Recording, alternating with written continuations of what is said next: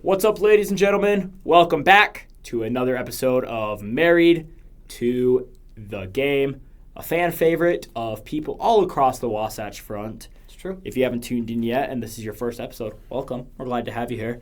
Today we're going to be talking about the BYU Cougars, recapping their basketball season. We're first going to start with BYU's embarrassing loss in the first round to 11 seeded Texas, who's now in the Sweet 16. Kimball here is a fan of both those teams, so he's kind of happy, sad a little bit. Then we're going to talk about what went wrong with BYU's season. Why didn't they perform to expectations? And then we're, of course, going to talk about what BYU can do next season to make sure that this does not happen again and that they actually meet those expectations. Let's get it started. BYU plays Thursday night in Portland, Oregon at the Blazers Arena, the Moda Center, and loses to an incredibly good Texas team, 79-71. Texas came seemingly out of nowhere from the first four, barely made it into the tournament, played in Dayton, Ohio Tuesday night, beat NC State in a thriller. Indeed. And then came back 2 nights later and honestly made it so it wasn't even a question about who was going to win that basketball game all the way through. Kibble, I'm going to get your thoughts as you're a fan of both teams. What did you like from BYU? What did you dislike from BYU in that game? I really liked AJ DeBonsa. 35 points, 10 rebounds. I mean, you can't ask him to do anything more. I didn't like everything else. And that's kind of the story of this season, isn't it? You've got DeBonsa, and that's it. BYU just got bodied, honestly. Like, Texas was too big for BYU. Broke my heart to see Keita just get controlled like that, but it's just how it rolled. Texas played a phenomenal game. Their coach has been so good in this tournament because Texas is the underdog. BYU is a much more talented team than Texas. They're the better team. But Texas just outplayed BYU, and they found BYU's weakness. BYU got outcoached in that game, and I mean the score I think says everything you need to see. Right.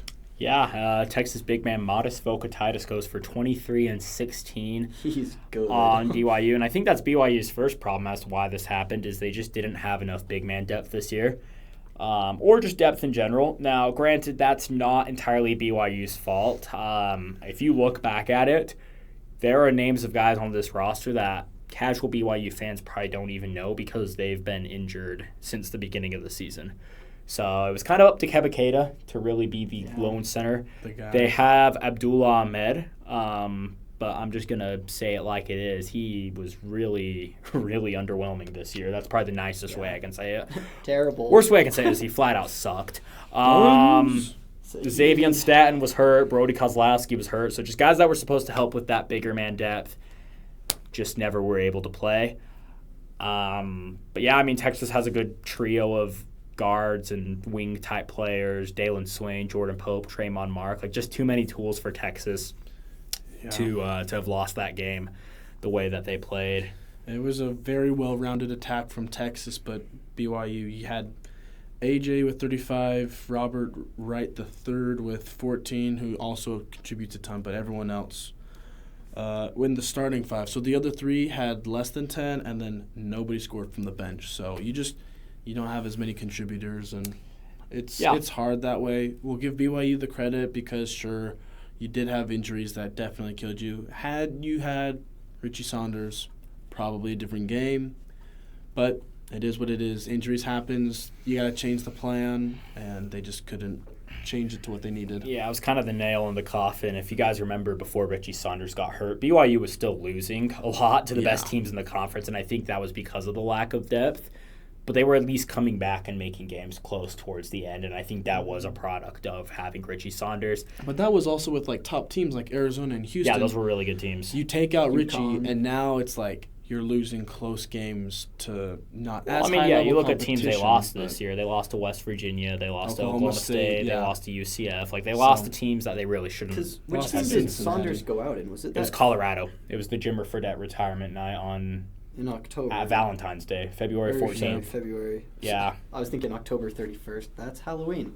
No, that's the night he blew out his knee. So still, I mean, Because, they've been on a They lost to hot Cincinnati, losing got streak. killed to Cincinnati. So just some bad. excuses, but also no excuses because we've seen this BYU team underperform all season. Not too surprised then when it happens with Texas. Yeah. Now, Kimball, you dropped a hot take at the very end of the Utah State episode. If you haven't watched that yet, check it out. Kimball, what was that hot take? If you'd like to share it. Say, let me give a disclaimer. I'm the BYU fan on this panel here. Nobody believes in them more than him. And true. that was wrong of me to believe in them.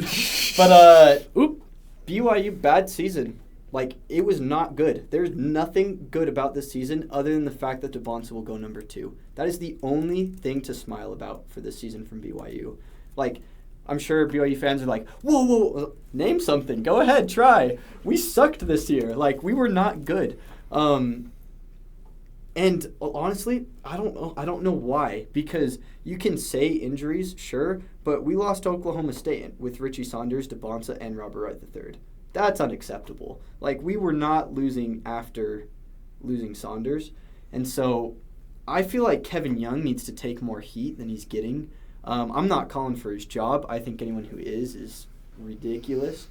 He's a great coach, great recruiter, just landed potential number 2 draft pick again for the is he coming in this next year, I think? Yeah, 2026. And so, like, BYU's going to load. He's a great coach. I don't want to see him go anywhere.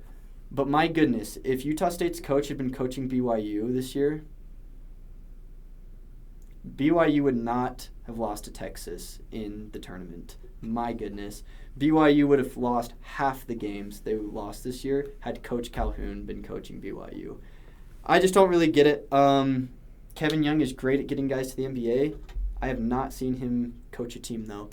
I mean, BYU did good last year, right? They had that Sweet 16 run, so you do have to give them props for that. But it's like something about, I don't know what happened this year. But like, I think a lot of it bad was season just from BYU. their offense would break down, and it was kind of just give AJ the ball and let him rock, especially after injuries took over.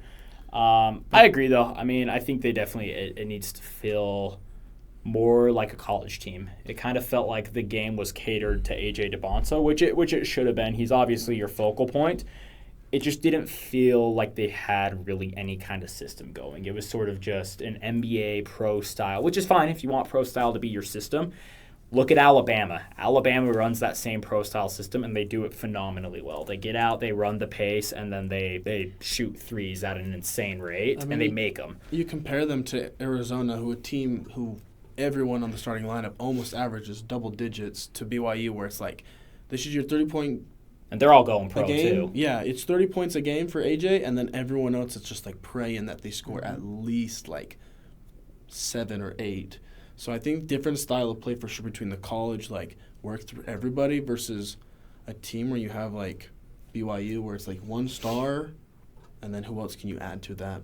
I think that might be a big difference too of that college ball versus, like you said, the pro I agree. style. So I think implement a system. If you want it to be pro style, that's fine. Look at Nate Oates in Alabama and how they do it and replicate that. But don't worry, BYU fans. From a roster construction point, I have come up with the perfect system for BYU next year. I know exactly how BYU fixes their roster and makes sure that this doesn't happen again. Do tell. They do the same exact thing they did roster building this year. You've got Bruce Branch coming in, number 6 recruit in the country, I believe, is where he's at right now. You've got Dean Ruckert, 4-star guard from Provo, from Timpview High School. He's coming in this next year. Mm-hmm. You've got KJ Perry, one of the top JUCO transfers in the country. He actually joined the team this year as a redshirt halfway through the season to get with the team and get D1 reps, so he'll be there next year. You've got Xavier Staten coming back from injury. You've got Brody Kozlowski coming back from injury. Dawson Baker's eligible for a 6th year on an injury hardship if he wants it, which I'm assuming he probably will take it. And then you've got probably what's the team's emotional leader, Rob Wright, coming back. You think about the senior leaders of this team, Keba Keita, Richie Saunders, heck, even AJ Devonta as a freshman, they're all gone. Those 3 guys are not here next year. Devonta is not staying for anyone who still thinks he is. No, he's not. He's gone. You could try. Bruce Branch and Dean Ruckert are going to have to figure out how to be the next faces of BYU basketball. Rob Wright's going to have to help them do that. He's going to be a junior next year, and he is going to take on the offense at least at the very beginning of the season while Bruce Branch gets his legs under him, and then it kind of becomes Bruce Branch's offense to run. But I think if BYU does that, and honestly, like, some years you just have bad luck with injuries. Every team has it happen, you know? There's always going to be years where you're like, well, dang, if that guy hadn't gone down, or what if that guy hadn't, you know, been hurt in a tournament game, like, then we'd be at a different point in our season right now. I think BYU does the same thing from a roster construction standpoint. Clearly defines their system a little more, because I don't think giving the ball to your best guy and just letting him rock with it's probably going to work again. You gotta incorporate more guys. Yeah. You have an 8 or 9 man rotation that's healthy though. I think BYU, I still probably wouldn't say they're a Final Four team. I'm very hesitant to call them that. But they are a second weekend team. They're a Sweet 16 team for sure. Maybe even an Elite 8 team. And so, I don't know. What do you guys think about that? Do you think I'm way off base with that, or do you think that's a good plan going forward for BYU? They're going to have all the pieces to be great next year. Yeah. They had all the pieces to be great this year. They weren't great this year, but that is the comforting thing about BYU is, like, they've got the resources. You know that, like, they're going to be fine. They can fully bounce back. But losing, like, you can't overlook losing to Bonsa. He is phenomenal. The best player in the country. He's put more points this year than anyone else in the country. He'll probably go number 2. My personal opinion, I think he should go number 1, but he's not going to. But, so, I mean, he had a phenomenal season. Oh, my gosh. Averaging over 25 points a game is ridiculous, especially in a power conference. You're going to replace with guys who are close to that level, but just not quite. And so the key for BYU, you have to learn how to play as a team.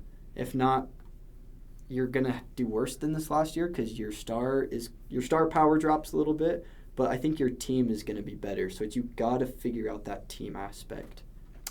Yeah, they're going to be a fun team this year. I mean, it sucks that basketball in the state's over for the year. Utah obviously didn't do any postseason play, nor did Southern Utah or Weber State. Is Utah even in the NIT? Did they, like... No. Utah only won, like, 10 games this year. You don't get invited to the NIT with 10 wins. UVU made it to the NIT. UVU made it to the NIT.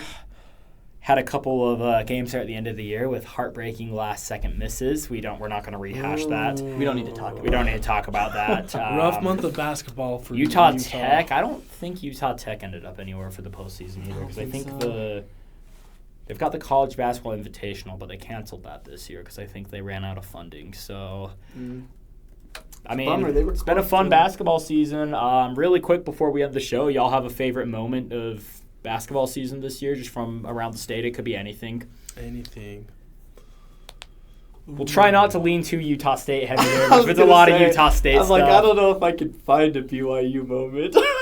Okay. I mean, it can be any team. We'll include it in this episode. I think March Madness has just been fun. Watching Utah State play and then also getting to see my two teams, BYU and Texas, play each other.